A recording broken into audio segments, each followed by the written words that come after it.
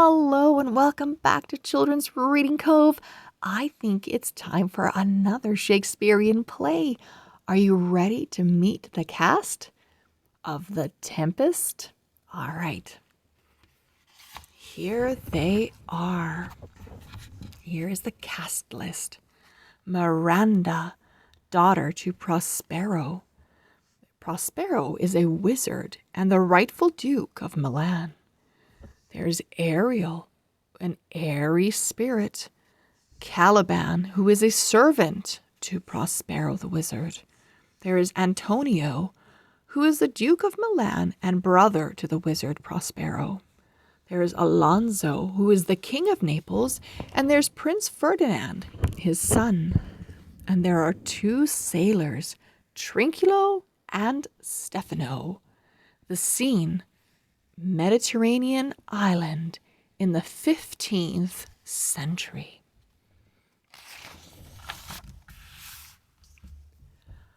Oh, I have suffered with those that I saw suffer, a brave vessel who had no doubt some noble creature in her, dashed all to pieces. Miranda. The Tempest. A violent storm was raging over the island. Palm trees bent and swayed like dancers in the howling gale, which tore off their branches and sent them tumbling through the air.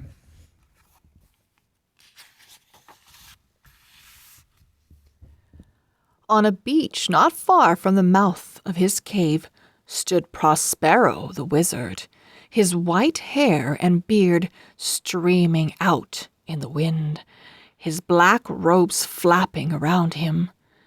As he raised his left hand, thunder rumbled.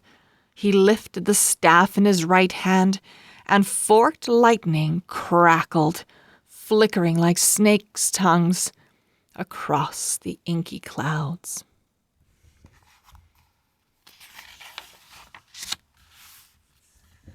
Out at sea, a ship with broken masts and tattered sails wallowed helplessly as the storm drove it toward a jagged coral reef.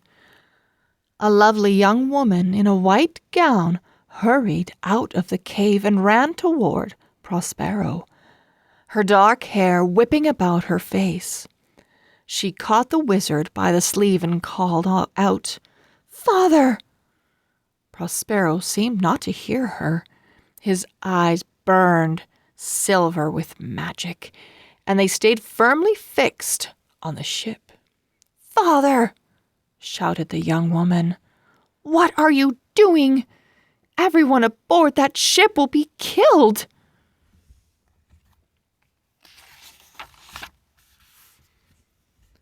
Above the sound of the wind came a groaning crash of timber striking rock. A huge wave reared up like a startled horse and thundered down on the ship, making it vanish from sight. Prospero lowered his hands. The wind dropped to a gentle breeze. The boiling clouds faded into a blue sky, and the sun glinted on a calm sea. "No one has been harmed, Miranda," said Prospero. "Everything is as I planned. For your sake, I have used my magic to help right a great wrong done long ago." "What's wrong, Father?" Miranda asked with a puzzled frown.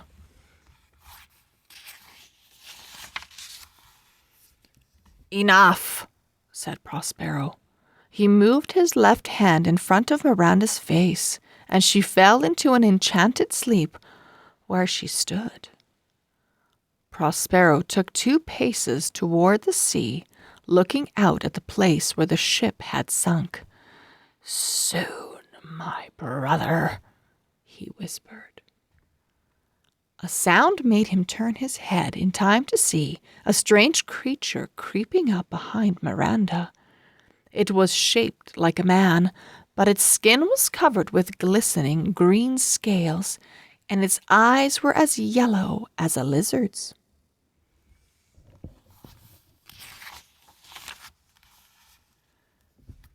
Caliban, Prospero said sternly. You brought no wood or water to this cave this morning. Must I send the spirits to torment you again? Caliban scowled. I was not born to be your servant, he answered defiantly. My mother, the great witch Sycorax, promised me that I would rule this island, and so I would have if you had not come here and stolen her books of magic and freed her slave spirits to help you drive her away. Silence, said Prospero, and he snapped his fingers. Needles of fire seemed to lance through Caliban, forcing him to his knees. Mercy, master, mercy, he cried, bowing his head. The pain left him, and he hid his face so that Prospero could not see his cunning smile. Why are you so cruel? He whimpered. You were kind to me once.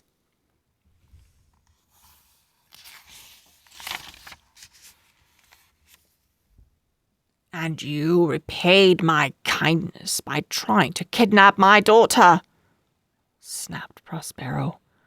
Get to work, you treacherous wretch. Caliban stood and shambled off.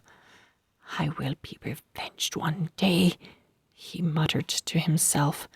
I will be king of this island, and I will take Miranda as my queen. When Caliban was safely out of sight, Prospero lifted his staff. Ariel, he called softly, appear to me now, sweet spirit. There was a faint sound of music. Lights sparkled in the air, winking like sunshine on bursting bubbles. In the midst of the lights fluttered a young boy with golden skin and white wings on his heels. He smiled at Prospero and darted playfully around his head.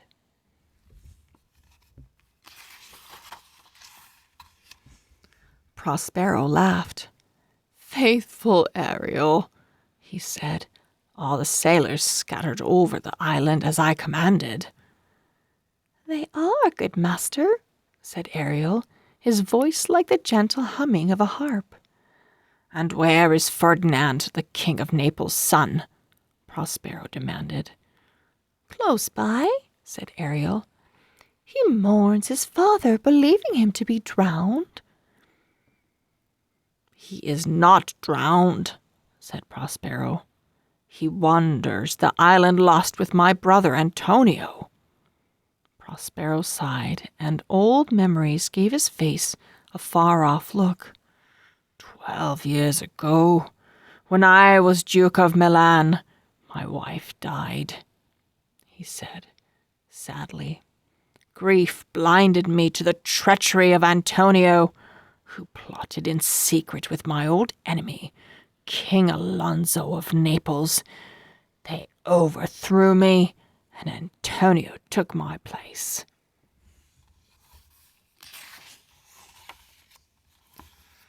I was put in an open boat with my daughter and cast adrift to die.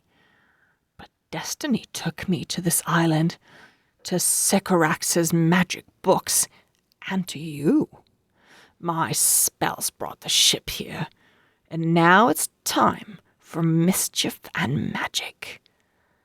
And revenge, master, said Ariel. Prospero shook his head. I do not seek revenge, only justice, he said.